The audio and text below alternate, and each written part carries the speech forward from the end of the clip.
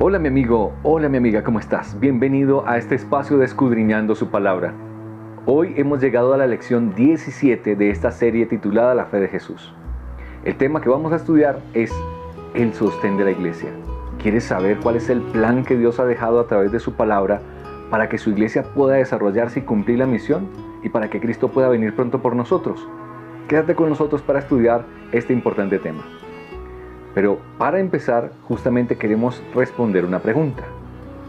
¿Quién es el dueño de todo lo que existe? Vamos a ir a mirar el Salmo 24, verso 1.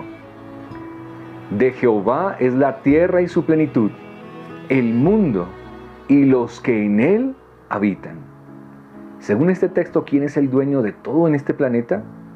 Dios, que es el creador, que Él creó no solo este mundo, sino que creó las estrellas, el universo entero, y Él es el dueño, y Él es el dueño de los moradores de este universo. También mira cómo lo menciona allí en Salmo 50, 12, porque nos dice algo también referente a este tema. Si yo tuviera hambre, no te lo diría a ti, porque mío es el mundo y su plenitud. Primero queremos dejar esta base. ¿Quién es el dueño de todo en este planeta? Es Dios el dueño. Y teniendo eso claro, también queremos responder. ¿Y el dinero, el oro, las riquezas de este mundo, a quién le pertenece? Vamos a ir a mirar un texto que se encuentra en el libro de Ageo. Ageo capítulo 2, verso 8. Mira lo que nos dice este texto. Mía es la plata y mío es el oro, dice Jehová de los ejércitos. El dueño de las riquezas de este mundo es Jehová, es Dios. Aún el dinero y el recurso que tú y yo utilizamos le pertenece a Dios. Pero esto ya nos empieza a mostrar que si nosotros lo usamos es porque Él nos ha hecho administradores de los recursos que hay en este mundo. Por eso no debemos olvidar algo que encontramos en este texto, y para eso quiero llevarte a Deuteronomio capítulo 8, versos 17 y 18. Gracias a quién y a qué es que nosotros podemos obtener las riquezas. Mira lo que dice Deuteronomio 8, 17 y 18. Voy a leer el versículo 11. Cuídate de no olvidarte de Jehová, tu Dios, para cumplir los mandamientos y decretos que yo te he ordenado hoy. No sea que digas en tu corazón, versículo 17, mi poder y la fuerza de mi mano me han traído esta riqueza, sino acuérdate de Jehová tu Dios, porque Él es quien te da el poder para adquirir las riquezas a fin de confirmar el pacto que juró a tus padres como lo hace hoy. El texto es claro, te está diciendo, mira, no te olvides, acuérdate, no sea que digas en tu corazón, es por mi fuerza, es por mi trabajo, es por mi sudor que yo he conseguido las cosas. Dios te dice, acuérdate que si tú trabajas y tienes fuerza y puedes desarrollar y crear y construir, es porque Dios te da el poder y la fuerza, la inteligencia para construir y hacer estas riquezas. ¿Es gracias a quién? A Dios que nos da esa capacidad. Ahora, entendiendo que Dios es el dueño de todo, que a Él le pertenecen las riquezas de este mundo, y que si nosotros tenemos algo o construimos o hacemos es gracias a su poder, a su fortaleza, a su sabiduría, hay algo que Dios ha hecho, ha dejado un plan para que pueda tener recursos la obra que Él nos ha encomendado.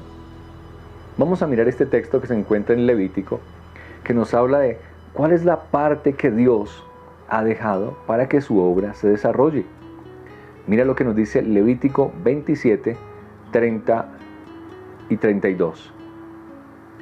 Dice el versículo 30 y 32. El diezmo de la tierra, tanto de la simiente de la tierra como del fruto de los árboles, es de Jehová. Es cosa dedicada a Jehová. Versículo 32. Todo diezmo de vacas o de ovejas o de lo que pasa bajo la vara, el diezmo será consagrado a Jehová. Esa palabra diezmo significa la décima parte. Y aquí la pregunta que queremos contestar es, ¿qué parte de lo que Dios nos da, porque ya nos dimos cuenta que todo es de Dios, todo le pertenece a Dios, pero Él nos lo ha entregado como sus bendiciones, así como lo vimos al principio en la lección, cuando Dios creó al hombre y lo hizo dueño y señor de todas las cosas, lo colocó como administrador de este mundo. Pero ahora le está diciendo que la 10ª parte de lo que Dios te provee es consagrado a Jehová, es decir, le pertenece a Dios.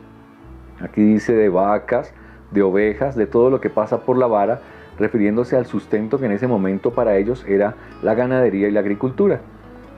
Pero hoy en día, a lo que recibimos de la mano de Dios a través de nuestro trabajo, la Biblia está diciendo que esa 10ª parte le pertenece a Dios. ¿Cuánto sería esa 10ª parte? Pues de cada 10, 1, o de cada 100, 10. ¿De cuánto deberíamos dar el diezmo? Acá acabamos de ver que esa 10ª parte es de Dios. ¿Pero de qué lo deberíamos entregar? Vamos a mirar allí Deuteronomio 14, 22. Mira lo que nos dice este texto. Indefectiblemente diezmarás todo el producto del grano que rinda tu campo cada año. En el texto anterior vimos cómo del ganado diezmaban. Y aquí nos dice que también del producto del grano. Es decir, de lo que surgía de su trabajo. De lo que Dios les permitía fructificar y producir, Dios les pedía que la 10ª parte debería ser devuelta para el servicio de Jehová. Aunque todo es de Dios, ya lo vimos, todo le pertenece a Dios. Dios te ha dado ese 90% para que puedas vivir, gozar y desarrollarte en este mundo. Pero el 10%, ya lo vimos, le pertenece a Jehová. Tú puedes pensar, bueno, pero esto lo menciona el Antiguo Testamento. Eso era para Israel y para los judíos. Después de que Jesús vino, eso ya no es necesario. Pero nota este texto interesante que encontramos en Mateo 23. Mateo 23 nos habla de lo que Jesús piensa con respecto al diezmo y la ofrenda. El versículo 23 nos dice: Ay de vosotros, escribas y fariseos hipócritas, porque diezmáis la menta, el anís y el comino, y dejáis lo más importante de la ley, la justicia, la misericordia y la fe. Y mira cómo termina diciendo: esto era necesario hacer sin dejar de hacer aquello. Es decir, en la mente de Jesús, aunque los fariseos, por su hipocresía, tomaban las semillas muy pequeñas, las contaban. De cada 10 semillas, una es para Jehová. De cada 10 semillas de anís, una es para Jehová. De cada 10 semillas del comino, una es para Jehová. Eran muy minuciosos, pero dijo: pero ustedes descuidan lo más importante, la misericordia, la justicia, la fe. Pero termina diciendo: eso que ustedes hacen es necesario hacer, pero también hay que hacer esto otro. Es decir, en la mente de Jesús, el diezmo era necesario hacerlo, porque obviamente, y vamos a ver, tiene que ver con el crecimiento de su reino y que la iglesia pueda cumplir con la misión y Cristo pueda venir pronto por nosotros. ¿En qué se emplea justamente ese diezmo que Jesús estableció que es necesario dar? Vamos a mirar allí al apóstol Pablo en 1 Corintios 9. Él nos habla justamente haciendo una comparación de lo que pasaba en el santuario con el diezmo a lo que pasa ahora con la iglesia que está predicando el evangelio. Dice el versículo 13: ¿no sabéis que los que trabajan en las cosas sagradas comen del templo y que los que sirven al altar del altar participan? Así también ordenó el Señor a los que anuncian el evangelio que vivan del evangelio. ¿Para qué entonces se utiliza hoy en día los diezmos? Porque hay un evangelio que predicar, porque todo el mundo ha de saber que Cristo viene pronto por nosotros y definitivamente para poder predicar el evangelio se requieren recursos. Dios, viendo en el fin del tiempo la necesidad de su iglesia para proclamar la verdad, dejó un plan desde el Antiguo Testamento trazado en la historia pasada, que esa 10ª parte sostendría el sacerdocio en el pasado y también sostendría la predicación del evangelio después de Cristo Jesús. Qué maravillosa bendición promete Dios a aquella persona que decide ser fiel con los diezmos y las ofrendas. Vamos a mirar allí Malaquías capítulo 3, verso 10. Dice: traed todos los diezmos al alfolí y haya alimento en mi casa. Probadme ahora en esto, dice Jehová de los ejércitos, a ver si no os abro las ventanas de los cielos y derramo sobre vosotros bendición hasta que sobreabunde. Esta promesa te la hace Dios a ti y a mí. Yo de manera personal, en mi vida he comprobado que esto es una realidad. Dios te está diciendo, traed los diezmos al alfolí. ¿Qué es el alfolí? El alfolí es una palabra que traduce la bodega o el lugar donde se almacenaba, en este caso, lo que traía el pueblo de Israel para después distribuirlo a los sacerdotes y para sostener la casa de Dios. Hoy en día, en el lugar donde se distribuye para el sacerdocio, para la obra de la predicación, los ministros evangelistas que trabajan, misioneros por esta causa, es a través de la tesorería de la iglesia, que recauda los recursos y los distribuye para que la obra pueda avanzar. Pero lo importante aquí no es tanto en la manera en que se hacía, aunque es importante, pero nos dice que, pruébenme, dice Dios, probadme ahora en esto. ¿En qué? En que llevemos el diezmo a la tesorería. ¿Para qué? A ver si no os abro las ventanas de los cielos y derramo sobre vosotros bendición hasta que no solo abunde, sobreabunde. Personalmente he comprobado esto como una realidad. Desde muy joven, cuando conocí este evangelio, decidí apartar lo que le pertenece a Dios, aun cuando estaba antes de la universidad, y fielmente devolviendo lo que al Señor le pertenece. Y he comprobado en mi experiencia personal, con mi familia, cómo Dios cumple sus promesas, no solo en recursos, y no es porque seamos ricos, pero Dios provee lo necesario y además nos guarda, nos protege, nos da la salud, todo lo necesario para poder afrontar esta tierra y sus dificultades. ¿Qué bendición te promete Dios? Que abrirá las ventanas del cielo para bendecirte, no solo hasta la abundancia, sino incluso hasta la sobreabundancia. ¿Qué deberíamos hacer en base a estos textos que hemos leído hoy, que nos hablan acerca de un plan que Dios dejó para que su iglesia y su pueblo pueda tener lo necesario para cumplir la misión? ¿Qué deberíamos hacer? Pues primero vamos a leer 1 Corintios 4:2. Y mira lo que nos dice este texto que encontramos en la palabra. Dice, ahora bien, lo que se requiere de los administradores es que cada uno sea hallado fiel. Tú y yo somos administradores de Dios. Todo lo que tenemos, tu familia, la salud, tu casa, la energía para trabajar, los recursos, aún con las dificultades que puedas afrontar en este mundo, Dios está a tu lado para sostenerte. Te ha dotado de recursos, pero te pide, dice aquí, ¿qué se requiere? Que los administradores sean fieles. ¿Qué deberíamos hacer? Ser fieles en lo que Dios nos ha dicho que debemos hacer. ¿Qué más deberíamos hacer? Mira lo que dice allí Malaquías 3:8, en el contexto que leímos de los diezmos y la promesa de Dios. ¿Robará el hombre a Dios? ¿Puedes robar a Dios? Dios es el dueño de todo. Sin embargo dice, pues vosotros me habéis robado. Y preguntáis aún, ¿en qué te hemos robado? En vuestros diezmos y ofrendas. ¿Qué deberíamos hacer? Devolverle a Dios lo que a Él le pertenece. La Biblia nos está diciendo que cuando nosotros nos quedamos con esa décima parte que le pertenece a Dios, lo estamos robando. De hecho, cuando tú devuelves el diezmo, no estás pagando un diezmo, no le estás dando a alguien para sostenerle su vida.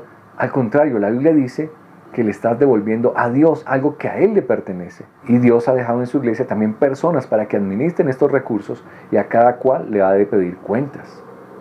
Pero ¿qué deberíamos hacer? Devolverle a Dios lo que es de Él. Cuando lo quedamos, nos estamos quedando con algo que no es de nosotros. Y como lo dice la Biblia, estamos robando a Dios. ¿Qué más deberíamos hacer?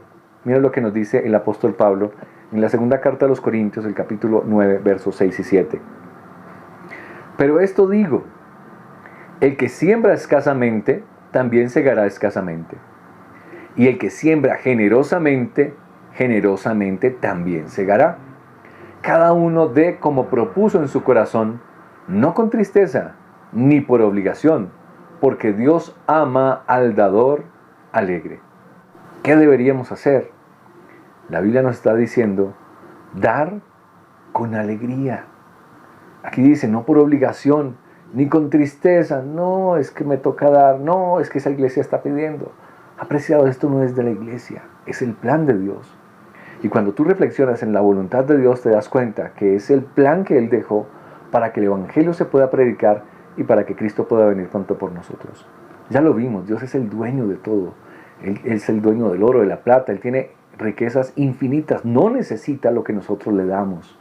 Pero Él ha dejado este plan con dos propósitos. Primero, para contrarrestar nuestro egoísmo y hacernos dependientes de Dios, porque cuando creemos en Él, como ya lo vimos, pruébenme, a ver si yo no derramo bendiciones, nos hace confiar en Dios. El diezmo es un asunto de fe, de confianza en Dios.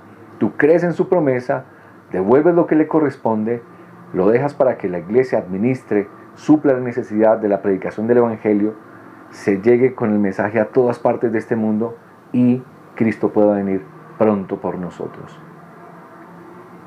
Como cada lección hay una resolución que quisiéramos hacer. Yo te pregunto en esta hora, ¿quisieras hacerte el propósito, pedirle a Dios, porque tal vez nunca habías escuchado este mensaje y ahora la Biblia te está mostrando de que Dios tiene un plan para ti, no solo para que su obra pueda completarse, sino para bendecirte? ¿Quisieras pedirle al Señor Jesús que quieres devolverle su parte con alegría? Si tú quieres pedirle a Dios o que te dé sabiduría, que Dios te ayude a aclarar este tema, que puedas tener paz en tu corazón y que puedas comprobar, como lo he comprobado yo junto con mi familia, de que el ser fiel a Dios, como ya lo habíamos leído en un texto anterior, no hay justo desamparado ni sus hijos que mendiguen el pan. Sé fiel y Dios ha prometido sostenerte y proveer lo necesario. Quisieras que le pidiéramos a Dios eso en este momento. Vamos a orar y le vamos a pedir a Dios. Bondadoso Padre, una vez más te damos gracias por darnos esta lección a través de tu palabra. ¿No recuerdas que tú tienes un plan para proveer, para bendecir? Tú eres el dueño de todo, todo te pertenece, Padre. Y entendemos que si acudimos a ti como tus hijos, tú estás dispuesto a bendecirnos, no solo a suplir lo necesario, sino aún hasta que sobreabunde. Hay muchas otras cosas más que hablan tu palabra con respecto a este tema. Pero permite que a cada persona que ha escuchado esta lección pueda, a través de tu palabra, sentir ese llamado y creer en tus promesas. Y que tú puedas comprobar en su vida que tú eres real, que tú provees, suples cada necesidad y que muy pronto has de venir por nosotros. Colocamos nuestras vidas en tus manos y pedimos tu bendición. En nombre de Cristo Jesús. Amén. No te olvides continuar, ya nos quedan pocas lecciones para terminar esta serie de la fe de Jesús. Y recuerda, si tienes alguna pregunta, alguna inquietud, colócala en los comentarios para que podamos aclararla y puedas crecer en este espacio de escudriñando su palabra. Bendiciones.